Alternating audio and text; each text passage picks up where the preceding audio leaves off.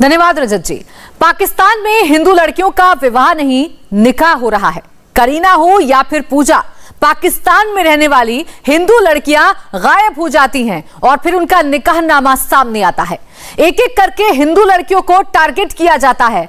अपहरण करके हिंदू बेटियों को जबरन निकाह की सजा दी जाती है। ऐसी घटनाओं पर पाकिस्तान के वजीर आजम शहबाज शरीफ खामोश रहते हैं। एक तरह से हिंदुओं पर अत्याचार करने वालों को सपोर्ट करते हैं।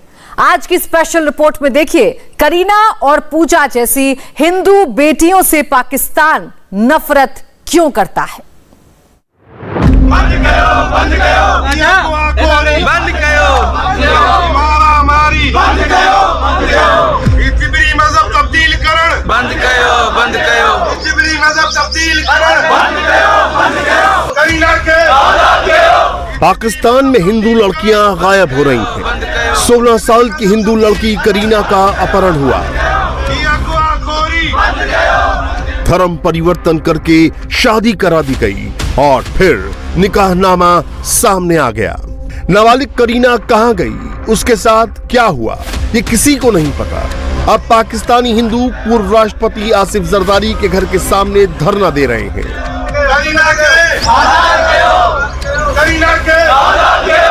हिंदुओं के साथ पाकिस्तान की हेट स्टोरी सालों से जारी है।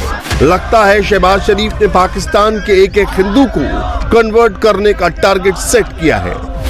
7 जुलाई को पाकिस्तान के सिंध में करीना का अपहरण हुआ। अगले एक हफ्ते तक करीना का परिवार सिंध पुलिस से एक्शन की रिक्वेस्ट करता रहा, पर कोई सुनवाई नहीं हुई।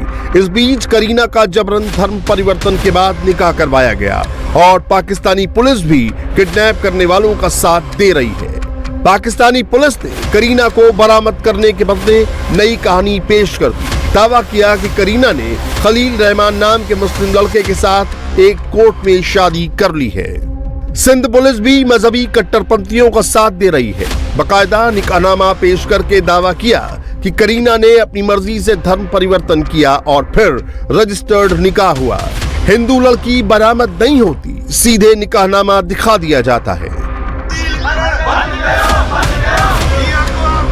करीना के परिवार ने सिंध पुलिस की फर्जी कहानी के खिलाफ धरना प्रदर्शन किया। पूर्व राष्ट्रपति आसिफ अली जरदारी के घर के बाहर हंगामा किया।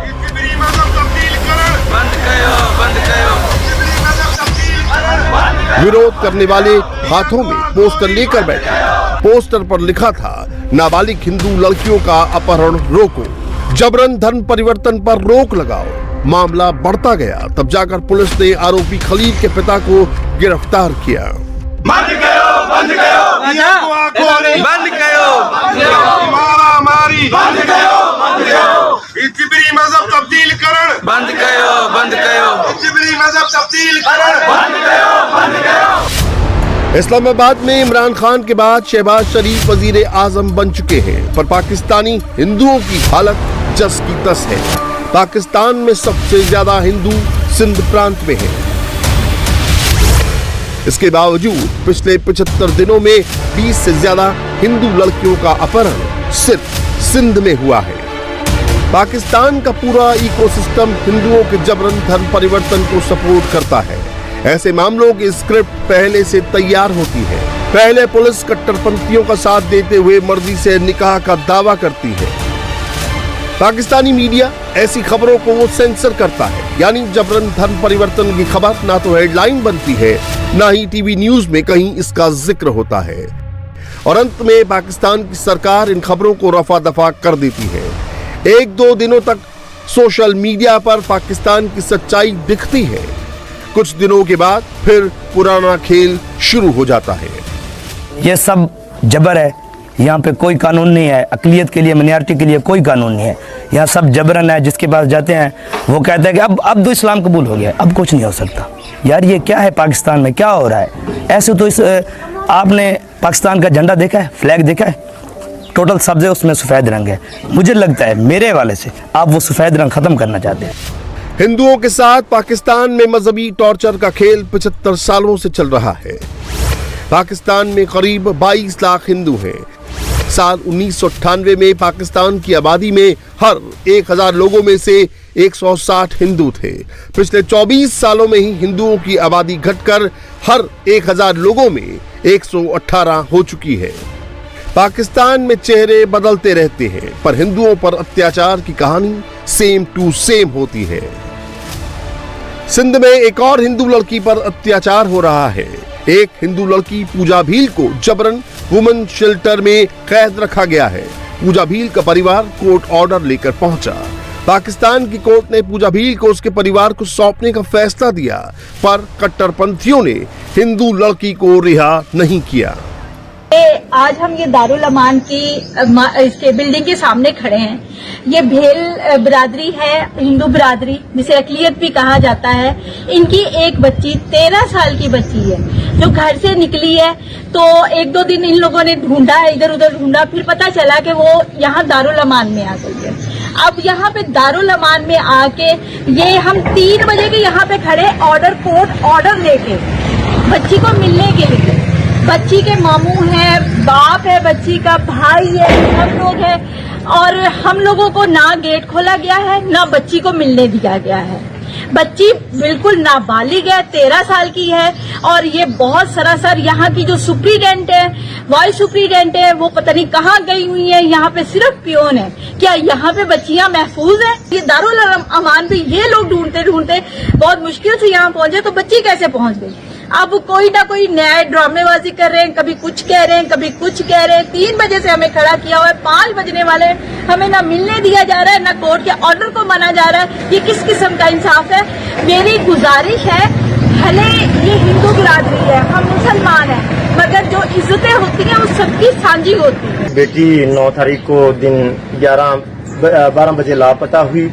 जैसे इन्होंने ढूंढने की कोशिश की, ढूंढते रहे, शाम तक इन्हें नहीं पता चला। फिर ईद आ गई, ऊपर से ये परेशान कि इनकी बच्ची अगवा हो गई है, किसी ने मार के फेंक दिया है। इसी तरीके से हमें पता चला, थाने के जरिए पता चला कि बच्ची आपकी दारुल अमान है। तो ऊपर ईद की छुट्टियां थी। आज जैसे कोर्ट में रास्ता ऑर्डर मिलते मिलते 3-3:30 बात की।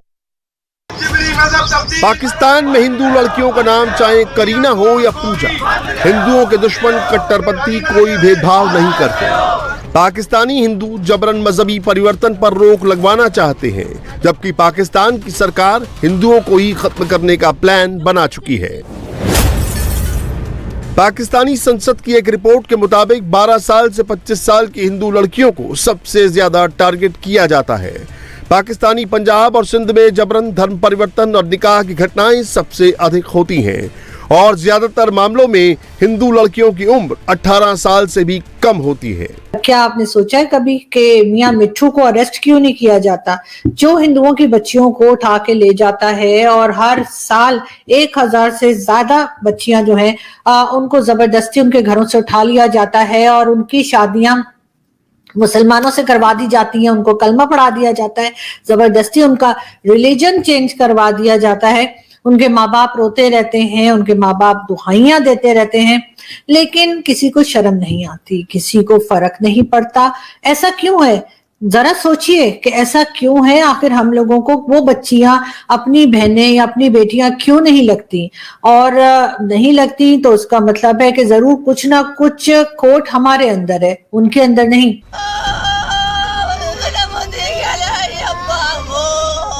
कम उम्र की हिंदू लड़कियां अचानक लापता होती हैं और बाद में अपहरण करने वालों के साथ निकाह की खबर आती है।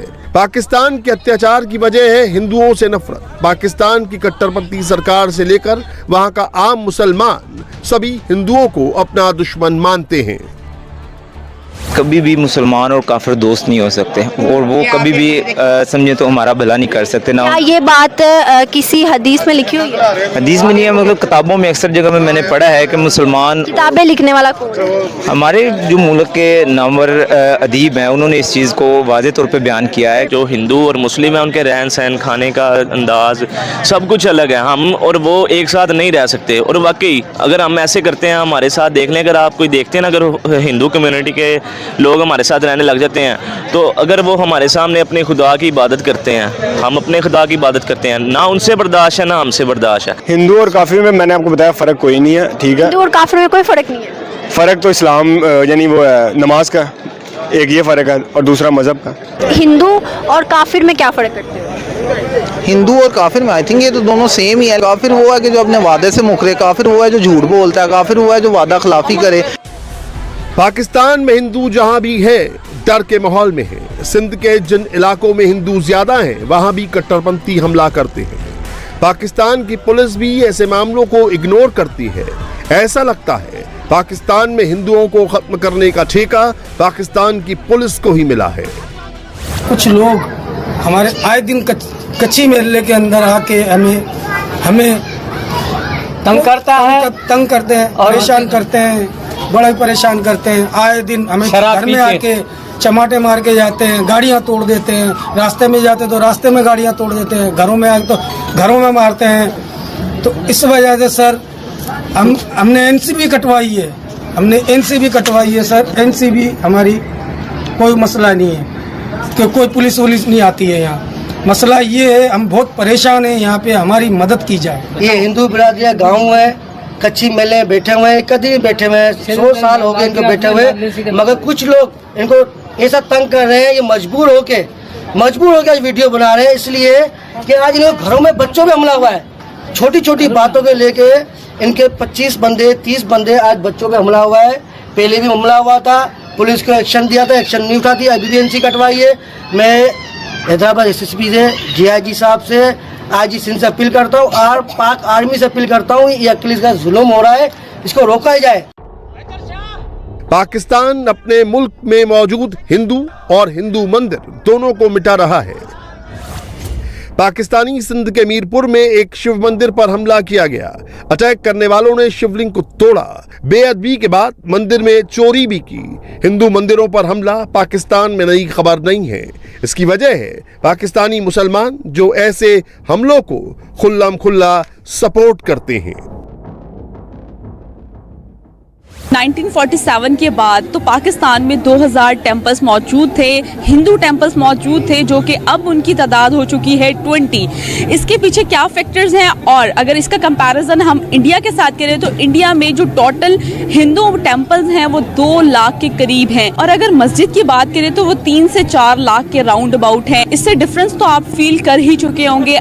2000 टेम्पल्स के टेम्पल गायब हो गए पाकिस्तान में। वो उसकी वजह ये है ना कि हम लोग भी एक्सट्रीमिस्ट हो गए ना। हम लोगों को जब मौलवी साहिबान ने एक्सट्रीमिस्ट बनाया और हमने उसके बदले में बहुत सारे टेम्पल डिमोलिश किए। मैं अलीपुर चट्टा से बिलोंग करता हूँ, वहाँ पे भी बहुत सारे टेम्पल्स थे, ठीक हो गया, और स्टिल अभी भी एक टेम्पल है, ठीक हो गया। 20 बचे हैं सर। हाँ जी, अभी उनमें से जो 1-2 टेम्पल्स हैं वो हमारे पास मौजूद हैं। एक्सट्रीमिस्ट ही हो जाते हैं सर। बस ये एक इशू है पाकिस्तान के साथ है, और ये शुरू से ही, इसकी वजह से हम बहुत पीछे हैं। यहाँ पे कब्जा माफिया, अगर आपके घर के साथ कोई टेंपल है, ठीक है, तो वहाँ पे लोगों ने क्या किया, उसके ऊपर कब्जा करने के लिए, टेंपल क्योंकि सरकारी थे, ठीक हो गया, उसको सरकारी पे कब्जा करने के लिए उन्होंने आहिस्ता आहिस्ता उसे डिमोलिश करना शुरू किया। आहिस्ता आहिस्ता उसको गिराते गए आफ्टर ऑल वो गिर गए। पाकिस्तान में हिंदुओं के साथ खुलेआम भेदभाव किया जाता है। पाकिस्तानी मौलवी मुफ्ती वहां की जनता को सिखाते हैं, किताबें लिखते हैं कि हिंदुओं के साथ कभी दोस्ती मत करना। पाकिस्तान में अल्पसंख्यकों यानी हिंदू और क्रिश्चियन को सेकंड क्लास सिटीजन माना जाता है। इसीलिए कट्टरपंथियों के खिलाफ ना तो कोई आवाज उठाता है, और अगर कोई उठाए भी तो उनकी सुनी नहीं जाती। पाकिस्तान में माइनॉरिटी का बहुत बुरा हाल है। कभी सोचा है आपने, जरा सोचिए कि हमारे यहाँ जब पाकिस्तान बना था उस वक्त माइनॉरिटीज कितनी परसेंटेज जो थी वो माइनॉरिटीज की थी, कितने % माइनॉरिटीज उस वक्त मौजूद थे। जरा सोचिए, क्या हम उनको रिस्पेक्ट देते हैं? हमारे यहाँ के न्यूज़पेपर्स में जब कभी गवर्नमेंट ऐड आते हैं जिसमें गवर्नमेंट को चाहिए होते हैं सफाई करने वाले, यानी कि जो सड़क को साफ करें, झाड़ू दें, जो गटर साफ करें और इस किस्म के जो काम करें, उसमें हम ये क्यों लिखते हैं कि सिर्फ नॉन मुस्लिम ही अप्लाई करें? ये बात हम क्यों कहते हैं? हमने क्या समझ के रखा है कि वो लोग सिर्फ हमारे झाड़ू देने के लिए और गटर साफ करने के लिए? हमें इस बात पे शर्म क्यों नहीं आती?